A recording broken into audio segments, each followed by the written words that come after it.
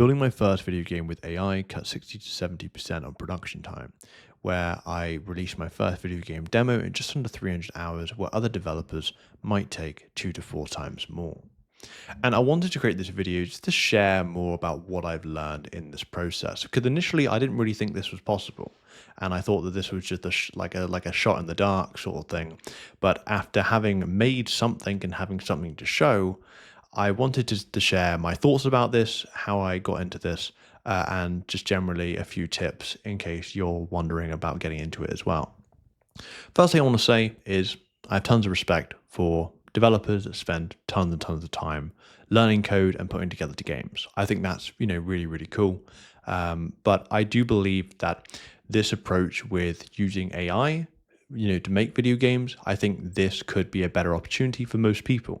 Because I believe that at the end of the day, when I'm playing video games, and probably when lots of other people are playing video games, a lot of the time you just want to know, is the video game good? Am I enjoying it? Obviously, depending on the type of game, you might be asking yourself, is it challenging? Is it rewarding? Is it relaxing? Whatever the game is.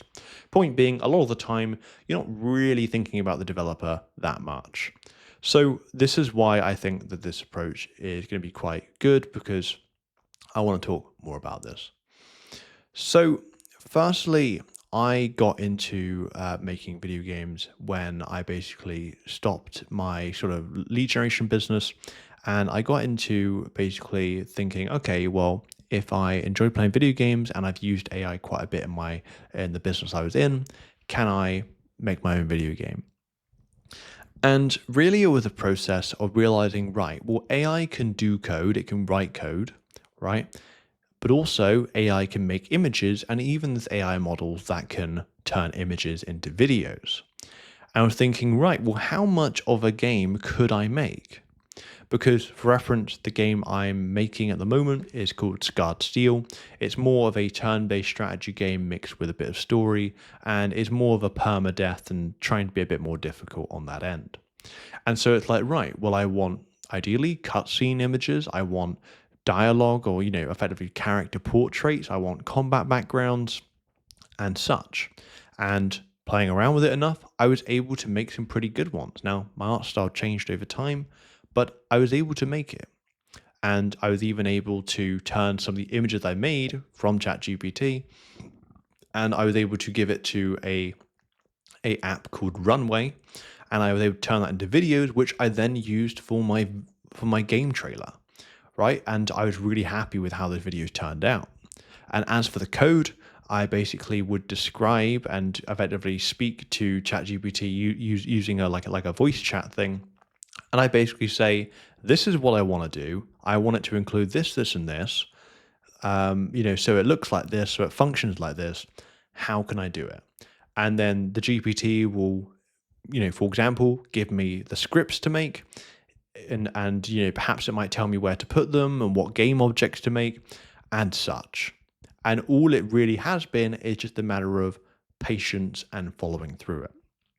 But a few things I want to mention. The first thing is that AI is only good at the context you give it. For me, at the moment, and still in this process, when I'm trying to describe something, I'm going, if it's relevant to code or like an error that's popped up, I'm going to be giving it the error. I'm going to be trying to copy and paste all the relevant scripts around that error, so it's got the context it needs. I might be giving it screenshots of my screen just to show what's going on, so it sees what's there, because the AI can see that. Or I might be giving it images. So, for example, if I'm trying to make a image for my game, I might give it a few other images so it can see, for example, the art style to follow, the environment to make, and such. But that's the main thing. It is just simply the context that you give it. If you don't give it a good context, you're really going to struggle. The next thing as well is on top of just being able to give AI the context, it really is just having patience and being able to pick up on a few things. Because don't get me wrong, AI has really helped and it's cut a lot of time out. But you also need to pick up on when things are, on just a few things which perhaps are working and not working. Sometimes the AI will try and make scripts that I already have that it doesn't know that I have. Right? So that's when I need to look at it. Or sometimes it'll try and do things and errors will pop up, and I'll think, well, actually, hang on a minute, the script you made there is actually a lot shorter than the original one, aka you got rid of these things without me asking, right? So sometimes AI can be a bit frustrating like that.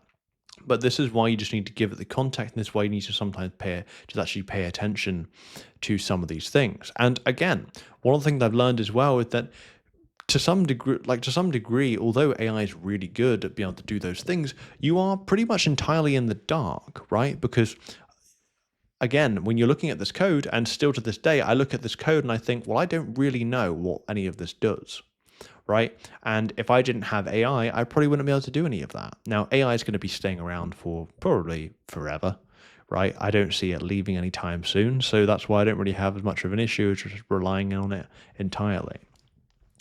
But one of the things that's also really important is avoiding patch-up scripts. Now, patch-up scripts were the absolute death of me when it came to pushing for the demo. For reference, I was planning to get my demo out in my own pace, but then I realized that the Steam Fest, which comes around very, very rarely, I think it's like maybe a couple times a year, which effectively is, from what GPT could describe to me, the best free marketing opportunity for a solo developer.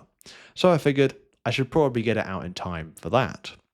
And I'm glad I did, because at the moment of recording, I have 323 wish lists on my game, 250 of which came from the Steam Fest alone. So that really, really helped. But the patch-up scripts were a huge issue, because the last 3 days of when I was pushing to get the demo out, I probably spent about at least 26 to 27 hours powering away trying to get the demo out in time. And I ended up submitting the demo at 2 a.m. Ended up submitting it at 2 a.m. and that was really stressful. And it was really stressful because it got to a point where whenever an error would come up, instead of me thinking, right, I want to figure out what script is causing this issue, I just get the AI to make me a small little patch up script to just communicate to that and to override the issue, which was fine short term, until when I was trying to get things to work, I realized, right, this one thing that's causing me an issue is actually being controlled or spoken to by like 5 different scripts. So that was really stressful, and I would not recommend it. But the point being is that, again, right, it's trying not to take those shortcuts, and it's trying to be just careful about that. And the last issue that I ran into, which similarly for the demo, is that I believed I had a lot more time than I thought I did. You know, like a good week or so before I had to get the demo out, I was working on things and like perk systems and such, which honestly speaking are not in the demo at the moment of recording, but I really could have done with just not doing it. Like the game wasn't even finished from start to end, but I was still trying to develop other features, and that just caused so many issues. So those are honestly the thing that I've learned from this process, is that, look, I would definitely recommend this to, like, for people that are interested in making a video game but have had the mental roadblock of, oh, I need to learn all this code. Because what matters at the moment is, look, if you can make a good game, right? Because at the end of the day, right? If people play my game or play a game, or for example, let's say there's a game that you play and you really, really enjoy it. If later you then figured out that all the code and all the images and all the videos or whatever the game's like was made by AI, would you really care? Probably not. I mean, I'd be quite impressed, but like probably not, right? Because I think that's what matters to most people is, look, do you enjoy the game? That's really what matters. So if you're looking to make, a game with I think just giving that a go, right? Being able to actually start, like put together a bit of a game idea, try and figure out what art style you want the game to look like, and then just try and make your first snippet of the game. And I don't really want to just have a very in-depth tutorial thing on how to do it, because honestly, I didn't really know what I was doing, and I was able to eventually get somewhere with it. And I think it's just being able to play around with it and just go, right, I want to make a combat scene, with this, and this. How can I do it? and just going from there and trying to figure things out. So that's pretty much what I would say for this video, just in terms of what I've learned with AI. If you want me to do a video on more specific things, then do let me know. But with that said, take care.